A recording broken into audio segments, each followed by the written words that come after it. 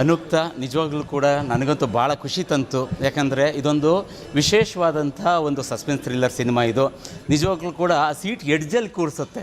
ನಾನು ಕಲ್ಪನೆ ಮಾಡಿರಲಿಲ್ಲ. ಭಾಳ ಕೊನೆಯವರೆಗೂ ಕೂಡ ಸಸ್ಪೆನ್ಸನ್ನು ತುಂಬ ಚೆನ್ನಾಗಿ ಮೇಂಟೈನ್ ಮಾಡಿದ್ದಾರೆ.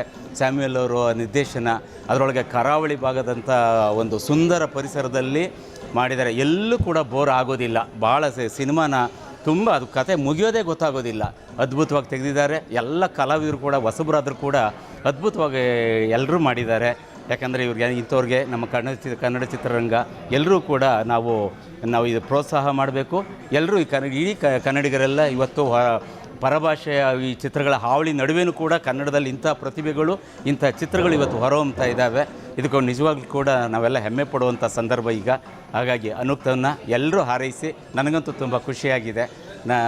ಸಿನಿಮಾ ಮಾತ್ರ ಅದ್ಭುತವಾಗಿ ಮೂಡಿ ಬಂದಿದೆ. ಎಲ್ರಿಗೂ ಇಡೀ ಚಿತ್ರತಂಡಕ್ಕೆ ಒಳ್ಳೆಯದಾಗಲಿ. ನಮಸ್ಕಾರ. Thank you.